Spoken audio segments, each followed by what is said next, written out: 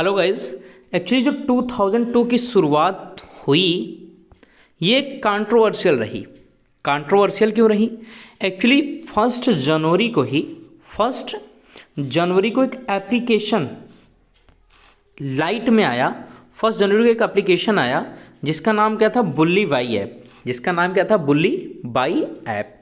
Actually ये इस तरीके की ऐप है, इस पर 100 से ज़्यादा मुस्लिम महिलाएं जो कि कहीं ना कहीं सामाजिक तौर पर अच्छी हैं या जो अपनी आवाज़ को रखने की हिम्मत रखती हैं, ऐसी 100 महिलाओं की फ़ोटो, मुस्लिम महिलाओं की फ़ोटो अपलोड की गई है। और जो भी इस एप्लीकेशन को खोलता है उस पर फर्स्ट एक रैंडमली फ़ोटो आती है और लिखा होता है Bulli Bai of the day, Bulli Bai of the day या Bulli deals of the day. क्या लिखा होता है? Bulli deals of the day. अब फिर लोग इस पर अपनी बोली लगाते हैं इस फोटो पर और इस पर डेरोगेटरी कमेंट लिखते हैं या अपमानजनक टिप्पणी करते हैं और इसी को ट्विटर पर भी शेयर किया जाता है बाद में। तो ये न्यूज़ क्या है? एक्चुअली ये न्यूज़ कैसे आई, कैसे ये चीज़ें हैपन हुई और इस पर फर्दर एक्शन क्या लिया गया है, चलिए हम लोग इस न्यूज़ के बारे में पूरा कवर करते हैं। डेफिनेटली बहुत ही ख़राब न्यूज़ है। हेलो माय डियर स्टूडेंट, मेरा नाम है विशाल। स्वागत है आप सभी का विशाल स्टडी रूम पर। आई होप आप सब बहुत अच्छे हैं। अगर आप नए होंगे तो प्लीज़ चैनल को सब्सक्राइब कीजिएगा। चलिए हम लोग न्यूज़ को कवर करते हैं। एक्चुअली पहले मैं बता दूं, इस केस में एक अपडेट मिली है। एक बेंगलुरु का एक छात्र है जो कि इंजीनियरिंग कर रहा है, 21 ईयर ओल्ड है, मतलब 21 साल का है। इनको गिरफ्तार किया गया है। ये इसी तरीके की डेरोगेटरी कंटेंट जो कि मुस्लिम महिलाओं को इंसल्ट करने के लिए बनाई हुई होती हैं, उसी को ये शेयर करते थे। अब शेयर किसी भी प्लेटफॉर्म पर कर सकते हैं, चाहे वो ट्विटर हो चाहे वो कोई भी सोशल मीडिया साइट्स हो। तो फर्स्ट एक पर्सन को इस पर अरेस्ट किया गया है। फर्दर क्या इन्फॉर्मेशन आएगी वो मैं आपको अपडेट करूंगा। एक्चुअली ये मैं बता दूं, ये जो एप्लीकेशन है बुली बाई, ये जो एप्लीकेशन है बुली बाई, एक्चुअली आप ये जानते होंगे जब भी आप कोई एप्लीकेशन डाउनलोड करते हैं या अपलोड करते हैं या डाउनलोड करते हैं तो आपको 2 जगहों पर ये आपका जो एप्लीकेशन होता है वो मिलता है। फर्स्ट आपका प्ले स्टोर। अगर आप जनरल एंड्रॉयड यूज़र हैं तो आपको कहाँ जाना पड़ता है? Play store.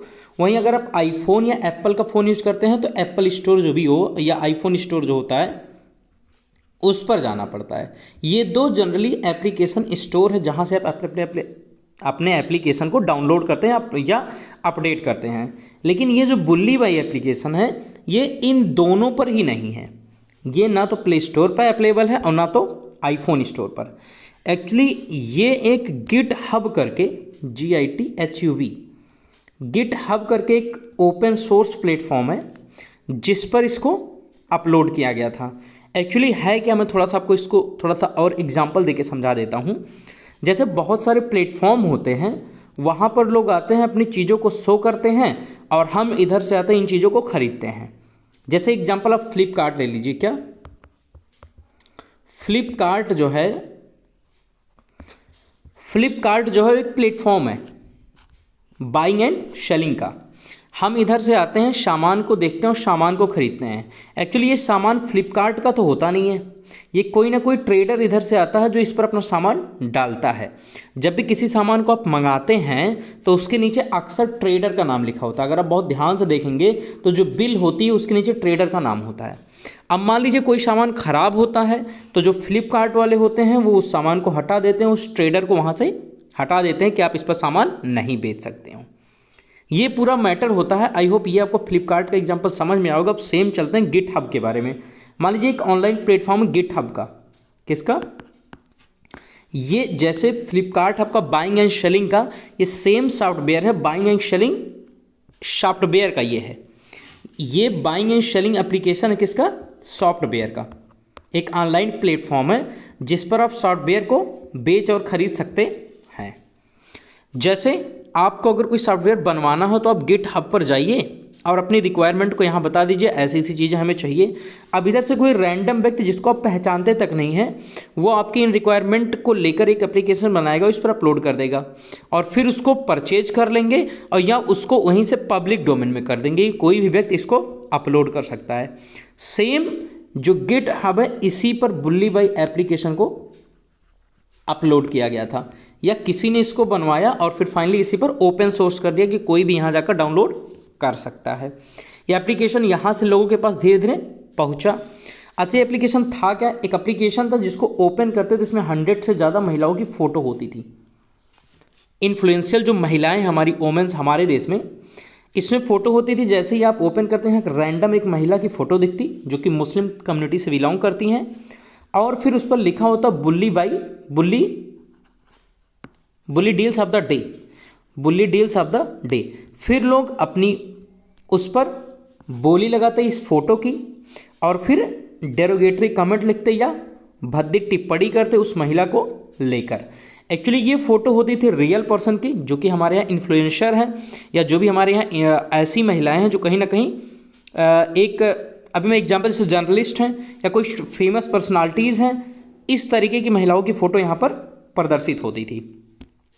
तो डेफिनेटली ये बहुत ही ख़राब चीज़ है। थोड़ा सा मैं और आपको समझा देता हूँ। इसमें जनरली जर्नलिस्ट जो हैं उनको टारगेट किया गया था, जो सोशल वर्कर महिलाएं हैं जो कि बेहतर काम कर रही हैं उनको टारगेट किया गया था, जो स्टूडेंट है वो जो फेमस पर्सनालिटीज़ हैं। लेकिन एक इसमें सबसे बड़ी बात यह है कि इसमें सिर्फ मुस्लिम महिलाओं को ही टारगेट किया गया था। ये जर्नलिस्ट थी, सोशल वर्कर थी, स्टूडेंट थी और फेमस पर्सनालिटीज़ थी। इन्हीं की फ़ोटो या तो सोशल मीडिया से, चाहे वो फेसबुक या ट्विटर के थ्रू किसी व्यक्ति ने जिसने भी इसको बनवाया होगा उसने लिया और इस एप्लीकेशन पर अपलोड किया 100 से ज़्यादा महिलाओं की।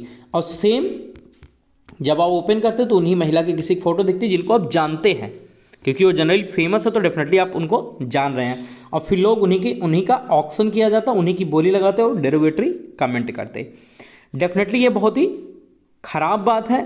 और इन्फ्लुएंशियल वोमेन, मुस्लिम वोमेन को ही टारगेट किया जाता है। ये ऑलरेडी मैंने बताया, जिनकी प्रेजेंस ऑनलाइन या जिनकी वॉइस को ओपनली कंसर्न किया जाता था, या जिनकी बातों को सुना जाता था, या जो थोड़ा सा अच्छा बेहतर काम करती थी। तो ये मैंने थोड़ा सा आपको अपडेट किया। थोड़ा सा और बता देता हूँ कि ये कोई फर्स्ट टाइम ऐसा नहीं है कि फर्स्ट टाइम ऐसा हुआ है। इससे पहले भी एक सुल्ली बाई करके एक एप्लीकेशन आया था, ये बुल्ली बाई शुल्ली बाई करके, उसमें भी सेम तरीके का कंटेंट होता था। उसमें भी सेम मुस्लिम महिलाओं को टारगेट किया गया था, और उसमें भी जब ओपन करते तो सेम तरीके का कंटेंट था। ये आया था जुलाई 1, 2020 में, जुलाई 1, 2020 में। तो उसी टाइप से, उसी का क्लोन कह सकते हैं, सेम उसी तरीके से एक और एप्लीकेशन को डिज़ाइन किया गया है जो कि अभी पब्लिक डोमेन में है। डेफिनेटली ये एक बहुत ही ख़राब न्यूज़ कह सकते हैं, क्योंकि जिस भी महिला की फ़ोटो उसमें है एक्चुअली उसको पता ही नहीं कि हाँ उसके साथ ऐसा हो रहा है।